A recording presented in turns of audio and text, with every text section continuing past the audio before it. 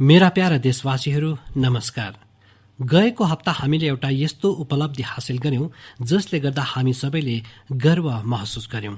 तपाईहरूले सुन्नुभयो नै होला, भारतले पछिल्लो हप्ता $400 बिलियन अर्थात् 30 लाख करोड रुपियाँको एक्सपोर्टको टार्गेट हासिल गर्यो। झट्टै सुन्दा यो अर्थव्यवस्थासित जोडिएको कुरा जस्तो लाग्न सक्छ, तर अर्थव्यवस्था भन्दा पनि महत्त्वपूर्ण भारतको सामर्थ्य अर्थात् भारतको पोटेन्सियलसित जोडिएको कुरा हो। कुनै समय भारतमा एक्सपोर्टको आँकडा 100 बिलियन, 150 बिलियन अनि 200 बिलियनसम्म हुने गर्दथ्यो, तर आज भारत $400 बिलियन पुगेको छ। यसको अर्थ भारतमा निर्मित उत्पादनहरूको संसारभरि नै डिमान्ड बढिरहेको छ। अर्को अर्थमा भन्ने हो भने भारतको सप्लाई चेन दिन प्रतिदिन मजबुत बन्दै गइरहेको छ र यसले एउटा ठूलो सन्देश पनि दिएको छ। देशले बृहत पाइला त्यति बेला मात्र चाल्दछ जब सपना भन्दा संकल्प ठूलो हुन्छ। जब संकल्पको लागि दिनरात इमान्दारीपूर्वक प्रयास गरिन्छ तब त्यो संकल्पले आकार पनि लिँदछ। अनि तपाईँ हेर्नुहोस्, कुनै व्यक्तिको जीवनमा पनि यस्तै हुने गर्दछ। जब कुनै संकल्प, उसको प्रयास, उसको सपना भन्दा ठूलो हुन्छ तब सफलता स्वतः नै उसको अगाडि आइपुग्छ। साथीहरू, देशको कुना काप्चाबाट नयाँ प्रोडक्ट विदेश जाँदैछन्। आसामको हैलाकाण्डीको लेदर प्रोडक्ट होस् या उस्मानाबादको ह्यान्डलुम प्रोडक्ट, बिजापुरको फलसब्जी होस् या चौदलीको ब्ल्याक राइस, सबैको एक्सपोर्ट बढ्दैछ। अब तपाईले लद्दाखको विश्व प्रसिद्ध एप्रिकट दुबईमा पनि अनि तमिलनाडुबाट पठाएको केरा साउदी अरबमा पाउन सक्नुहुनेछ। अब त्यो भन्दा महत्त्वपूर्ण कुरा, नयाँ नयाँ प्रोडक्ट्स नयाँ नयाँ देशहरूमा पठाइँदैछ। जस्तै हिमाचल उत्तराखण्डमा उम्रेको मिलेट्स अन्न पहिलोपल्ट डेनमार्कमा निर्यात भएको छ। आन्ध्र प्रदेशको कृष्णा र चित्तुर जिल्लाको बङ्गनपल्ली र सुवर्णरेखा आँप दक्षिण कोरियामा निर्यात गरिएको छ। त्रिपुराको ताजा कटहर हवाई मार्ग हुँदै लन्डन निर्यात गरिएको छ। अनि पहिलोपल्ट नागाल्यान्डको राजा खोर्सानी लन्डन पठाइएको छ। यसै गरी भालिया गहुँ पहिलोपल्ट गुजरातबाट केन्या र श्रीलङ्का निर्यात गरिएको छ। यसको अर्थ तपाईँ अन्य मुलुक जानुभयो भने मेड इन इन्डिया प्रोडक्ट्स पहिलेको तुलनामा अझै धेरै पाउन सक्नुहुनेछ। साथीहरू, यसको लिस्ट एकदमै लामो छ अनि जति लामो लिस्ट त्यति नै ठूलो मेक इन इन्डियाको शक्ति छ, त्यति नै विशाल भारतको सामर्थ्य छ। अनि सामर्थ्यको आधार हो हाम्रा किसान, हाम्रा कारिगर, हाम्रा बुनकर, हाम्रा इन्जिनियर, हाम्रा लघु उद्यमी, हाम्रा एमएसएमई सेक्टर, अनगन्ती भिन्न भिन्नै प्रोफेसनका मानिसहरू। यिनीहरू सबै नै यसका पक्का सामर्थ्य हुन्। यिनीहरूको मेहनतले नै $400 बिलियन को एक्सपोर्टको लक्ष्य सम्भव भयो। मलाई खुसी लागेको छ, भारतीयहरूको सामर्थ्य अब संसारको कुना कुनामा नयाँ बजारहरूमा पुगिरहेको छ। जब एक भारतीय लोकलको लागि भोकल बन्दछ तब लोकललाई ग्लोबलमा परिणत हुन कुनै बेर लाग्दैन। आउनुहोस्, लोकललाई ग्लोबल बनाऊ र हाम्रा उत्पादनहरूको प्रतिष्ठा अझै बढाऊ। साथीहरू, मन की बातका श्रोताहरूलाई घरेलु स्तरमा पनि हाम्रा लघु उद्यमीहरूको सफलताले हामीलाई गौरवान्वित बनाउन लागेको कुरा थाहा पाउँदा अवश्य खुसी लाग्नेछ।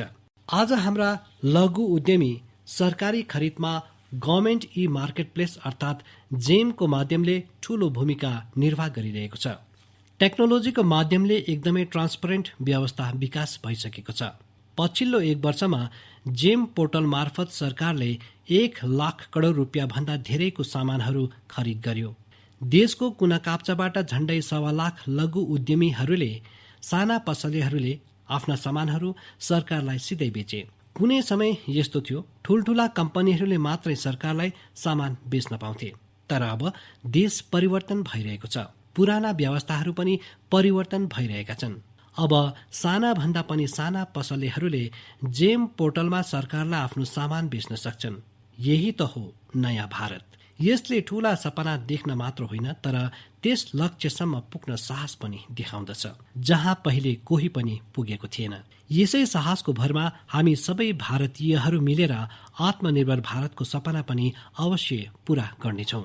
मेरा प्यारा देशवासीहरू, हालै सम्पन्न पद्म सम्मान समारोहमा तपाईहरूले बाबा शिवानन्दजीलाई अवश्य देख्नुभयो होला।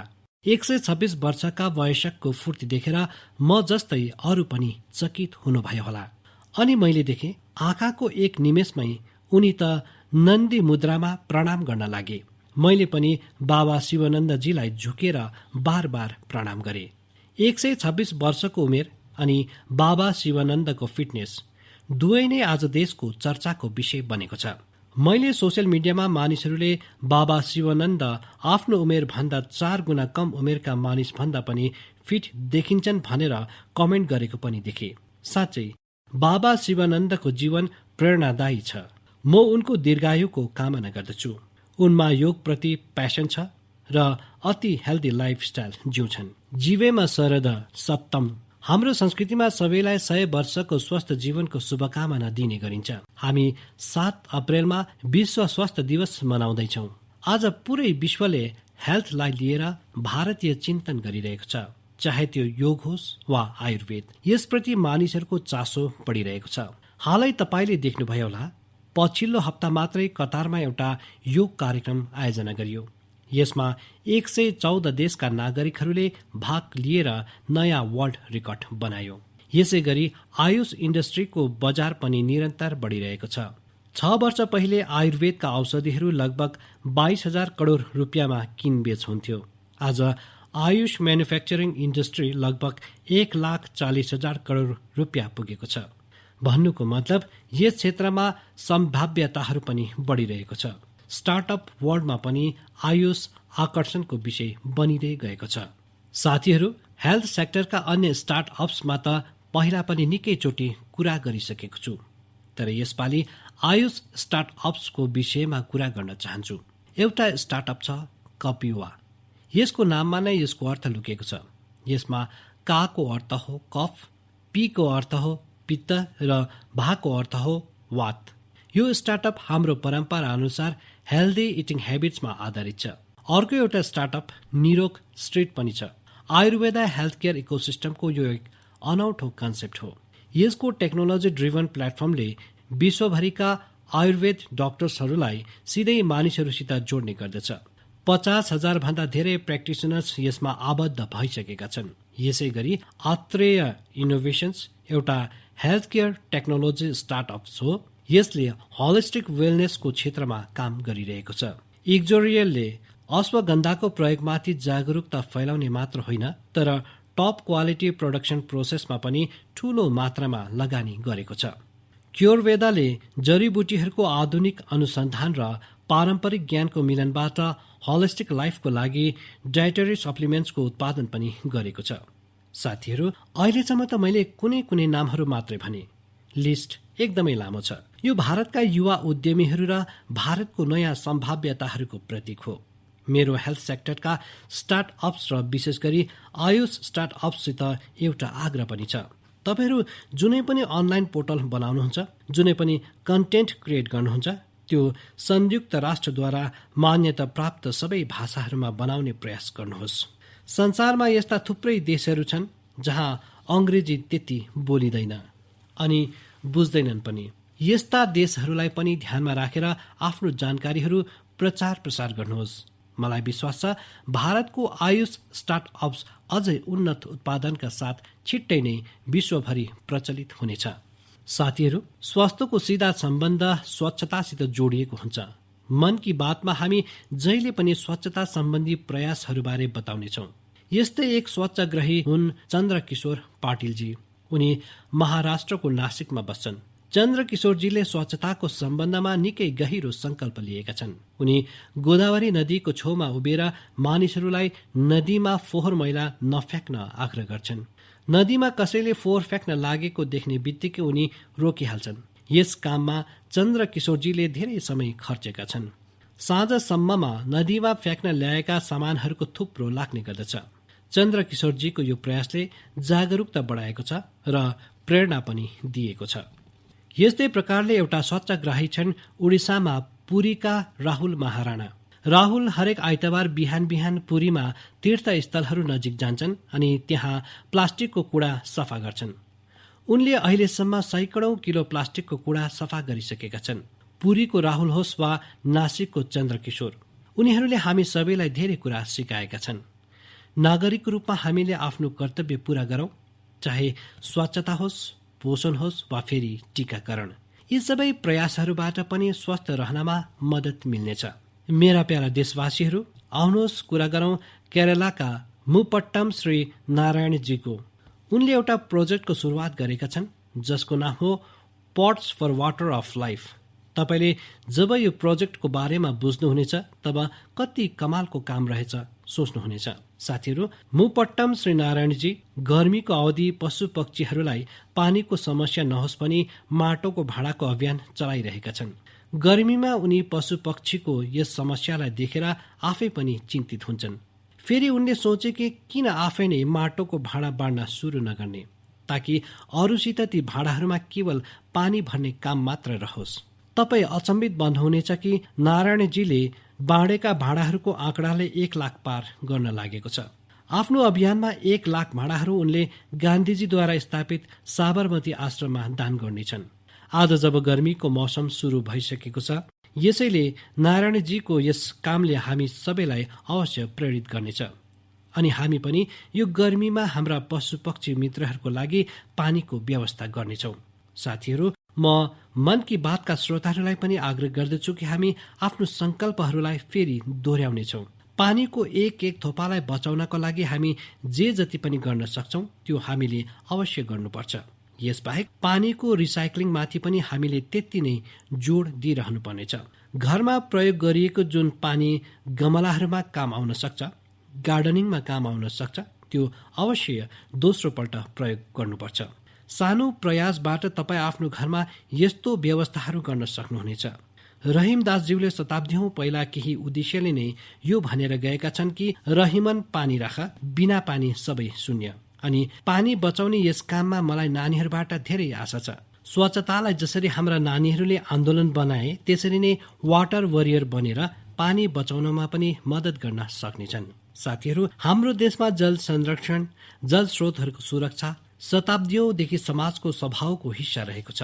मलाई खुसी लागेको छ कि देशमा धेरै मानिसहरूले वाटर कन्जर्भेसनलाई लाइफ मिसन नै बनाइदिएका छन्। जस्तै चेन्नईका एक साथी छन् अरुण कृष्णमूर्तिजी। अरुणजीले आफ्नो इलाकामा पोखरी झिलहरू सफा गर्ने अभियान चलाइरहेका छन्। उनले 150 भन्दा अधिक पोखरी र झिलहरूको सरसफाईको जिम्मेदारी उठाएका छन्। त्यसलाई सफलताको साथ पूरा गरियो। यस्तै प्रकारले महाराष्ट्रका एकजना साथी रोहन काले छन्। रोहन पेसाले एक एचआर प्रोफेसनल हुन्।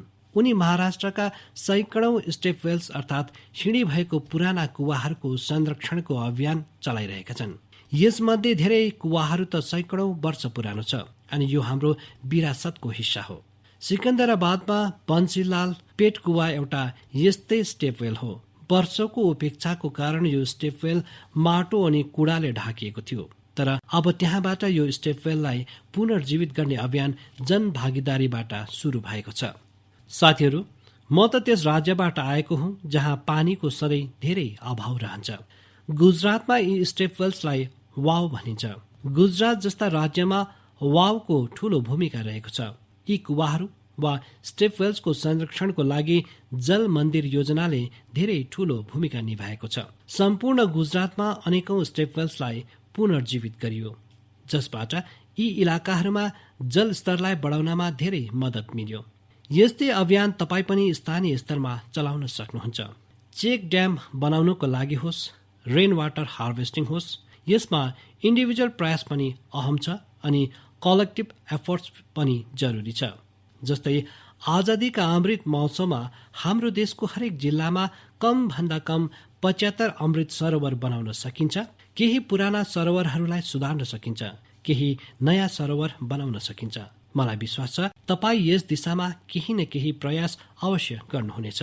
मेरा प्यारा देशवासीहरू, मन की बात यसको एउटा सौन्दर्य यो पनि हो कि मलाई तपाईँको सन्देश धेरै भाषाहरू, धेरै बोलीहरूमा प्राप्त हुँदछ। धेरैजनाले माई गभमा अडियो मेसेज पनि पठाउँछन्। भारतको संस्कृति, हाम्रो भाषाहरू, हाम्रो बोलीहरू, हाम्रो रहनसहन, खानपानको विस्तार, यी सबै विविधताहरू हाम्रो धेरै ठूलो ताकत हो। पूर्वदेखि पश्चिमसम्म, उत्तरदेखि दक्षिणसम्म भारतको यही विविधताले एक गरेर राख्दछ। एक भारत श्रेष्ठ भारत बनाउँदछ। यसमा पनि हाम्रो ऐतिहासिक स्थलहरू अनि पौराणिक कथाहरू दुवैको धेरै योगदान हुँदछ। तपाईँ सोच्नु हुँदै होला कि यो कुरा म अहिले तपाईँहरूलाई भन्दैछु, यसको कारण हो माधवपुर मेला। माधवपुर मेला कहाँ लाग्छ, किन लाग्छ, कसरी यो भारतको विविधतासित जोडिएको छ, यो जान्न मन की बातका श्रोताहरूलाई एकदमै इन्ट्रेस्टिङ लाग्नेछ। साथीहरू, माधवपुर मेला गुजरातको पोरबन्दरमा समुद्रको नजिक माधवपुर गाउँमा लाग्दछ। तर हिन्दुस्तानको पूर्वी भागसित पनि यसको नाता जोड्दछ। तपाईँ सोच्नु हुँदै होला कि यस्तो कसरी सम्भव छ। यसको पनि उत्तर एउटा पौराणिक कथासित मिल्दछ। भनिन्छ कि हजारौं वर्ष पूर्व भगवान श्री कृष्णको विवाह नर्थ इस्टको राजकुमारी रुक्मणीसित भएको थियो। यो विवाह पोरबन्दरको माधवपुरमा सम्पन्न भएको थियो अनि त्यही विवाहको प्रतीकको रूपमा आज पनि त्यहाँ माधवपुर मेला लाग्दछ। इस्ट अनि वेस्टको यो गहिरो नाता हाम्रो धरोहर हो।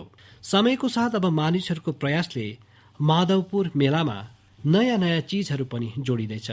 हाम्रो यहाँ कन्या पक्षलाई घराती भनिन्छ अनि यस मेलामा अहिले नर्थ इस्टबाट धेरै घराती पनि आउन थालेका छन्।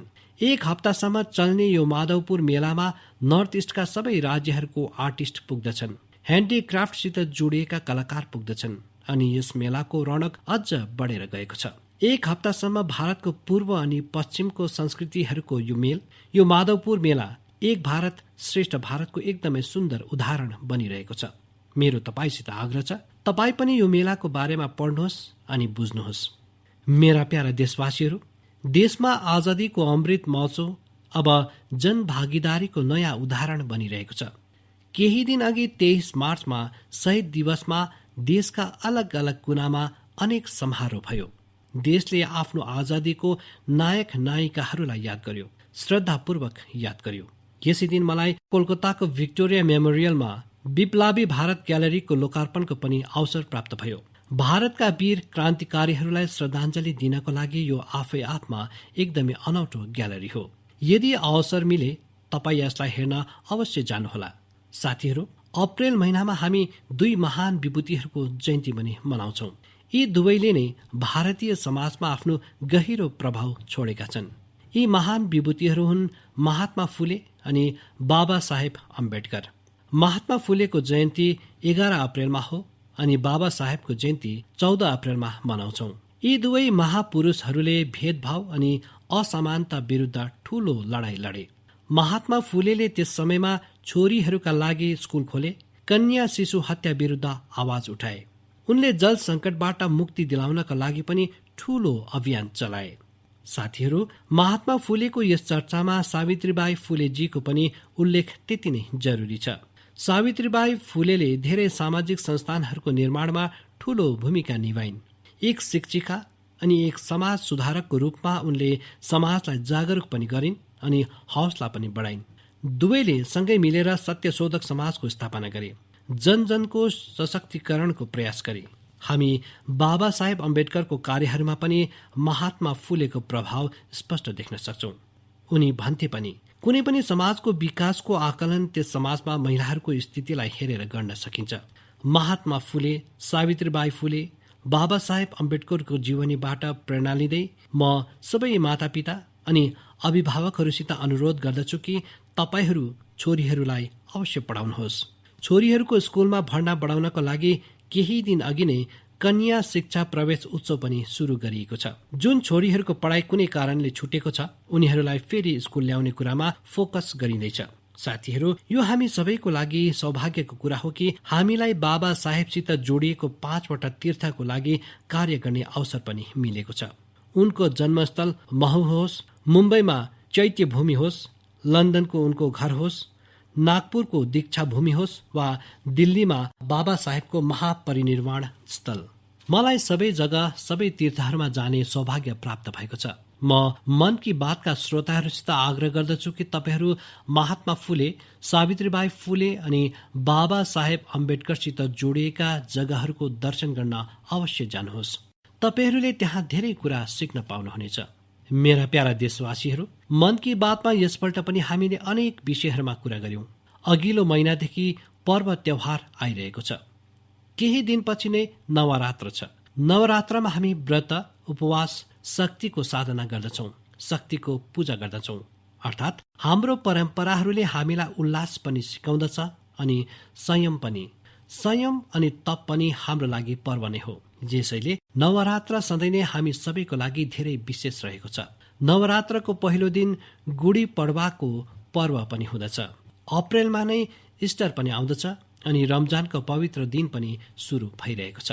हामी सबैलाई साथ लिएर आफ्नो पर्व मनाऊ, भारतको विविधतालाई सशक्त बनाऊ, सबैको यही कामना छ। यसपल्ट मन की बातमा यति नै। अघिल्लो महिना तपाईसित नयाँ विषयहरूको साथ फेरि भेट हुनेछ। धेरै धेरै धन्यवाद।